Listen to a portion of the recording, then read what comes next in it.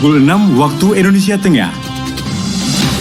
Inilah Radio Republik Indonesia Bau-Bau dengan Warta Cape Town. Berita seputar Kepulauan akhir September 2022. Saya Rizka Rina dan inilah Warta Cape Town selengkapnya hari ini, 30 September 2022.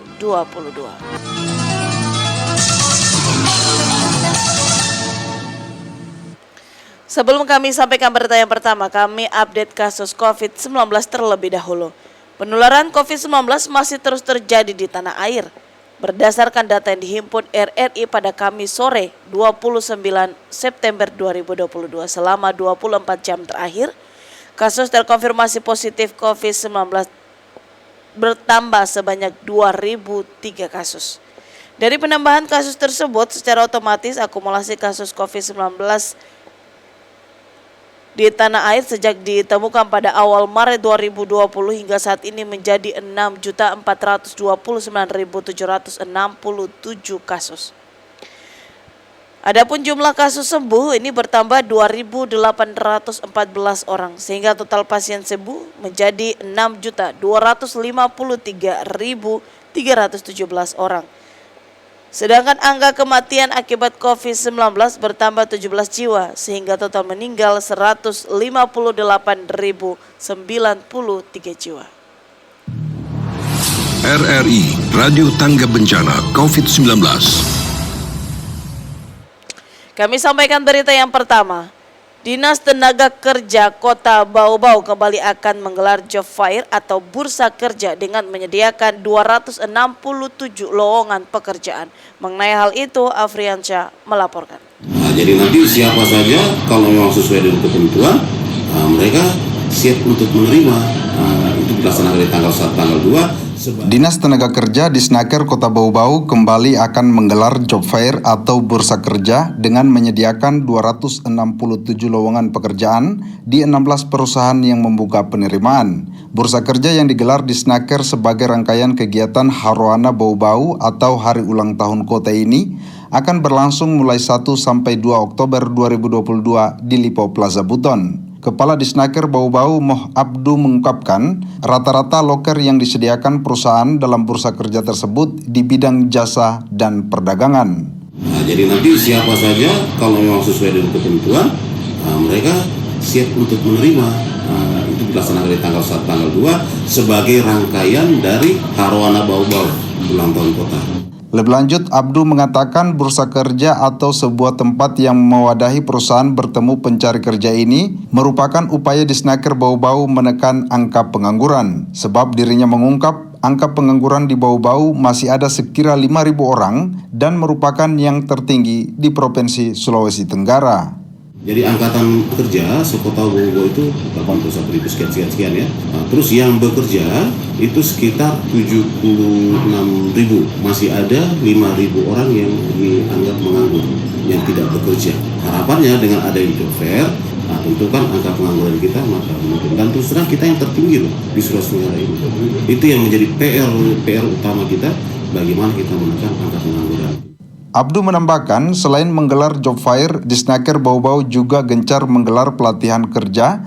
Setelah dilatih, peserta diberi bantuan peralatan kerja dengan harapan angkatan kerja bisa membuka lapangan kerja sendiri sehingga angka pengangguran perlahan bisa terus ditekan.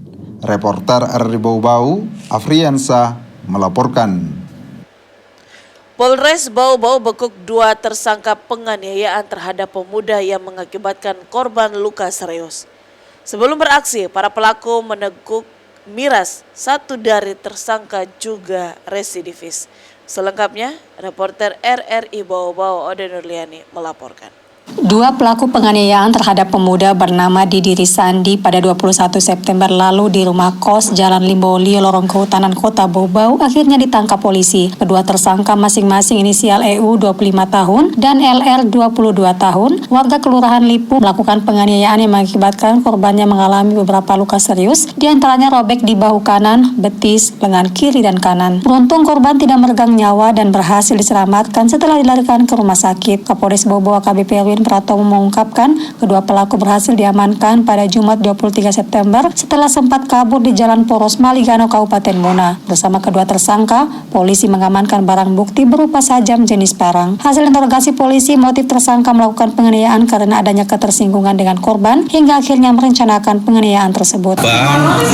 Diduga telah membuat sakit hati pelaku ada motif kecemburuan didukung dengan minuman keras. Namun sebelumnya antara pelaku dengan korban tidak pernah ada hubungan, sehingga pelaku merencanakan untuk melakukan tindak pidana penganiayaan secara bersama-sama. Setelah melakukan penganiayaan, pelaku kemudian melarikan diri, dan kita deteksi pelaku berada di Muna, dan alhamdulillah berhasil kita lidik sehingga bisa menangkap daripada pelaku. Lanjut AKBP Irwin, sebelum melaksanakan aksinya, kedua korban terlebih dahulu meneguk minuman beralkohol. Di bawah pengaruh miras, para tersangka kemudian berani melancarkan aksi kriminalnya. Korban mengalami beberapa luka karena parang, baik di paha, di tangan kanan dan kiri, leher juga, dan korban sempat kami rawat di Rumah Sakit Palagi Mata. Kemudian saat ini sudah rawat inap di rumah. Saat ini para pelaku diamankan di Polsek Murhum Polres Bau Bau untuk dilakukan penyelidikan lebih lanjut, dan para pelaku akan diancam dengan pasal 170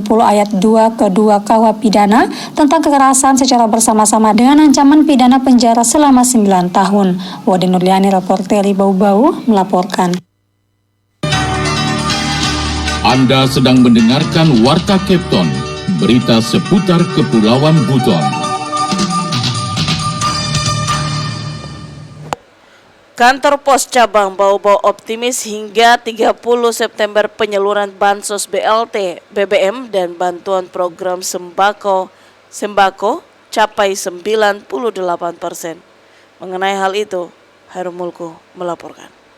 Dan juga yakin untuk mencapai target sampai dengan 98%. Kantor PT Pos Cabang Bau Bau optimis penyaluran bantuan langsung tunai BLT BBM dan bantuan program sembako hingga 30 September 2022 di angka 98%.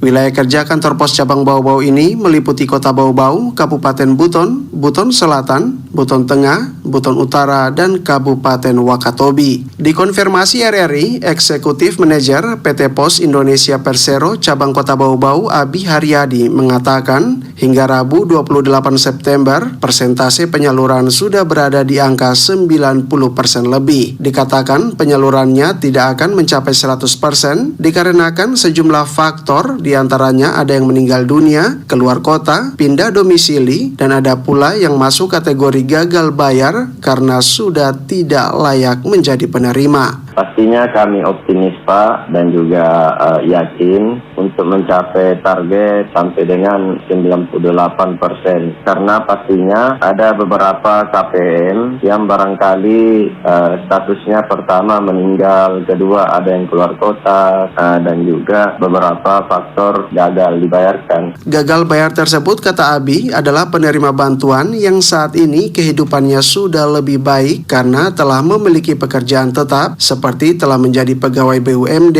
BUMN maupun PNS. Hanya saja kantor pos sebagai kantor bayar masih bisa melakukan pembayaran selama dinas sosial setempat tidak mengajukan permintaan pemblokiran. Olehnya itu diperlukan verifikasi lapangan terkait kelayakan penerima bansos. Tadinya mungkin belum ada pekerjaan tetap seperti dulunya belum jadi PNS, sekarang sudah jadi PNS, itu tidak dapat lagi dibayarkan, tapi sesuai dengan surat pemblokiran dari Dinas Sosial Kabupaten Kota. Tapi sepanjang surat pemblokiran itu tidak disampaikan kepada kantor pos, kami tetap membayarkan sesuai data yang kami terima. Untuk diketahui, alokasi BLT BBM dan bantuan program sembako di wilayah kerja PT Pos Kota Bau Bau seluruhnya berjumlah 51.659 keluarga penerima manfaat. Reporter RRI Bau Bau, Hairul Mulku melaporkan. Berita yang terakhir, Dinas Perikanan Kota Bau Bau mengenjot budidaya ikan air tawar dan air payau dengan memanfaatkan lahan tidur untuk memenuhi kebutuhan ikan di sentra-sentra kuliner. Mengenai hal itu, kembali Afriansyah melaporkan. Kita mau perdagang memang itu lahan tidur tadi untuk kita gunakan budidaya air payau dan ikan air tawar ya. Dinas Perikanan Kota Bau-Bau berupaya menggenjot budidaya ikan air tawar dan air payau dengan memanfaatkan lahan tidur untuk memenuhi kebutuhan ikan di sentra-sentra kuliner. Kepala Dinas Perikanan Bau-Bau, Ruslan, mengakui selama ini budidaya ikan air tawar dan payau belum terlalu maksimal dalam pelaksanaannya di lapangan. Di samping itu, kata Ruslan, stok bahan baku ikan di sentra-sentra kuliner hanya melulu ikan air laut. Pihaknya menginginkan sentra kuliner dapat menyajikan menu ikan air payau dan air tawar, sebagaimana juga diinginkan konsumen. Jadi tahun ini dan selanjutnya itu kami inginkan memang untuk memenuhi kebutuhan akan ikan ini, kita mau perdayakan memang itu lahan tidur tadi untuk kita gunakan budidaya air payau dan ikan air tawar ya. Inklusi situ untuk memenuhi kebutuhan nanti sentra kuliner ikan di bawah sana itu biasanya kan yang selama ini biasanya itu hanya ikan pari di bawah situ. Nah, jadi salah satu alternatifnya tadi itu memang kita mau ingin genjot ini ikan air payau dengan air tawar ini untuk memenuhi kebutuhan di sana. Dinas Perikanan Bau-Bau, kata Ruslan, telah memetakan lahan tidur yang akan dimanfaatkan untuk budidaya ikan tersebut berada di 4 kecamatan, yakni Bungi, Sorawolio, Kokalukuna, dan Lea-Lea. Dalam memaksimalkan program tersebut, pihaknya juga berencana membentuk unit pengelola teknis dinas atau UPTD budidaya ikan air tawar di Kecamatan Sorawolio. Menurut Ruslan, program tersebut juga telah mendapat respon positif dari DPRD Bau-Bau. Setelah kami sampaikan ke termasuk Dewan, mereka merespon ini. Ya, kalau mereka ada aspirnya itu, mungkin dia akan gelontorkan ke situ. Dia gelontorkan dalam rangka mendukung pembangunan budidaya ikan air tawar dan air payau ini di sana. Ruslan menambahkan, berdasarkan informasi awal yang diperolehnya, dukungan APBD 2023 untuk program budidaya ikan air tawar dan payau itu sebesar 5 miliar rupiah. Reporter RRI Bau-Bau, Afriansa, melaporkan. Kami sampaikan kembali pokok-pokok berita.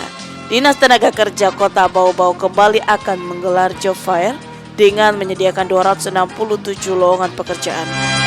Kantor Pos Cabang Bau-Bau optimis penyaluran bansos BLT BBM dan bantuan program sembako capai 98% hingga akhir September. Demikian Warta Kepton hari ini. Mewakili kerabat kerja yang bertugas, kami ucapkan selamat pagi.